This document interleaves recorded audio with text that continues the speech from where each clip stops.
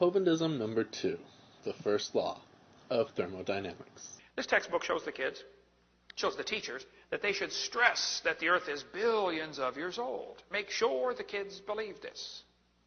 Actually, the recommendation said to, quote, introduce the concept of 1 million of something, and then expand to 1 billion. Stress that the Earth is thought to be 4.5 billion years old, thus it is necessary to divide up time into manageable units called eras.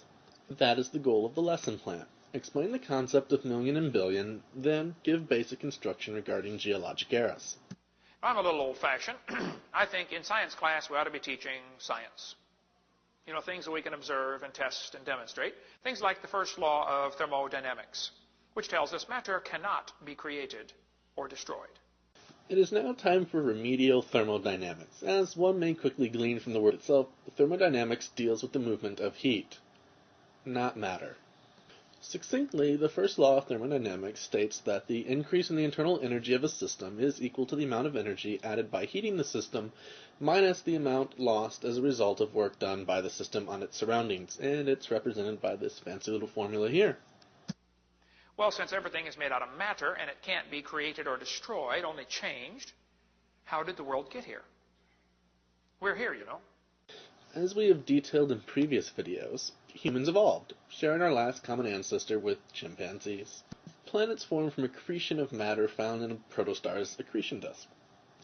Once a planetesimal accumulates enough mass, its gravity will cause it to collapse to form a protoplanet. So that leaves only two choices. Somebody made the world. Why is it creationists can only ever think of two possible explanations? Also, what evidence leads to this position? Or the world made itself. There's no other choice. In reality, there are many possibilities. Also, we refer to it as gravity.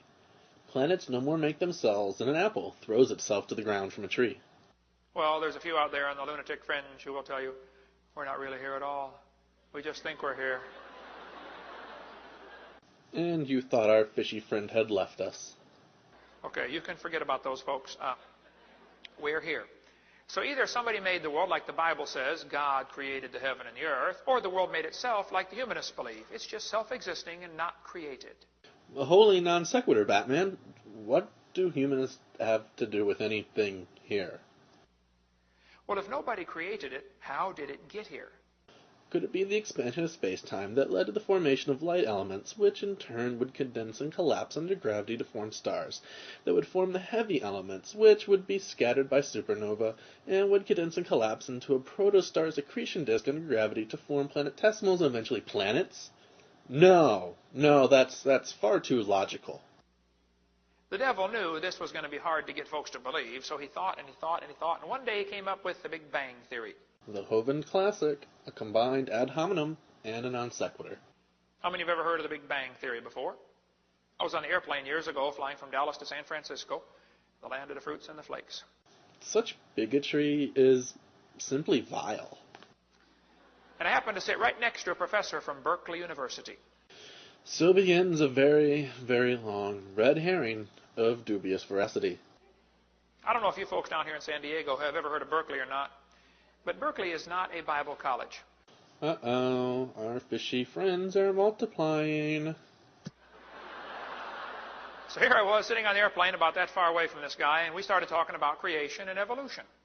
Everybody I sit by on the airplane wants to talk about that, so I talk about it with him. He said he believed in evolution. I said, yes, sir, I figured that. You have to teach at Berkeley. It looks like our fishy friends may be taking over. Also, for the record, knowledge of biology is a requirement for those wishing to enter that field of study. Economics, English literature, and most other departments do not expect their faculty to be experts in biology. I said, tell me, sir, if you believe in evolution, how did the world get here? Remember, physics is not biology. He said it came from the Big Bang.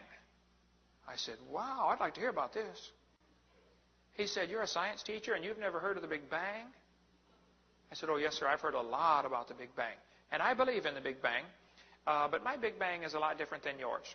While Mr. Hovind may believe his own nonsense, science is based on evidence, not belief. You tell me about your Big Bang, and then I'll tell you about my Big Bang. Are you ready for this journey down the rabbit hole?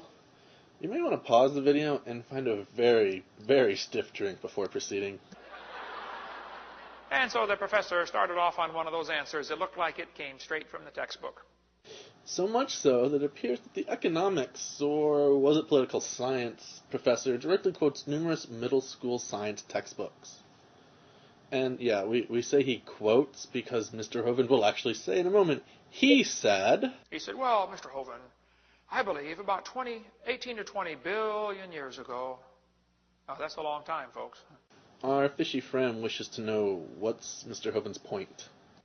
All the matter in the universe. That's a lot of stuff.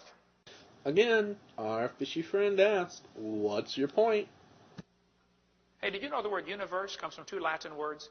Uni, which means single, and verse means a spoken sentence. We live in a universe, a single spoken sentence. You see, God said, let there be. Now that'll preach, man. There's a sermon in there somewhere, all right? And that sermon probably has something to do with thou shalt not lie. The word universe is derived from the old French word univers, which was derived from the Latin word universum. Universum is derived from poetic contraction of uno vorsum. Universum is derived from the poetic contraction uno vorsum, which was first used by Lucretius in Book 4 of De Rerum Naturale. Un vorsum connects un from unus, meaning one, and vorsum from vertere, meaning something rotated, rolled, or changed. This leads to two interpretations: everything combined into one, i.e. the cosmos, or everything rotated as one, which can be considered a translation of the Greek version of a universe.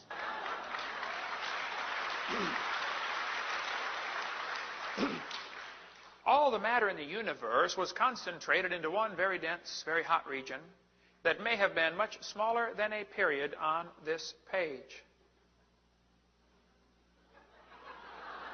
What? All the matter in the universe was squished into a dot smaller than a period on a page. Wow. That's one crowded dot. And heavy, too. Who held that thing up, anyway? Weight is the force of gravity acting on the mass of an object. Since the Big Bang Theory describes the expansion of space-time, and no object can exist outside of space-time, the weight of the singularity is inconsequential.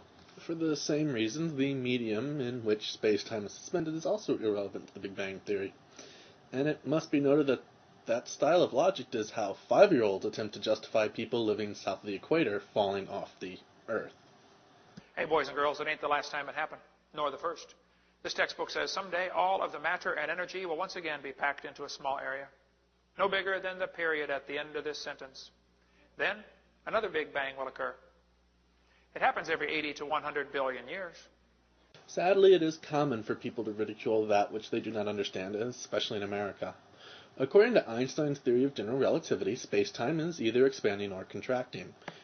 Try as Einstein might, there is no constant state universe solution. So you can forget about global warming. We're going to get squished. Global squishing. Call your senator, pass a law quick, Prevent global squishing. Why is it that religious groups are so opposed to the reality that the temperatures on Earth are increasing? Now, this textbook author was brilliant. I could not believe how smart this guy was. Wait, wasn't this supposed to be about an encounter with a UC Berkeley professor? And why the ad hominem attack on a children's textbook author? He said, boys and girls, nothing really means nothing. You have to be at least that smart to write a book. He said not only matter and energy would disappear, but also space and time. However, physicists theorize that from the state of nothingness, the universe began in a gigantic explosion.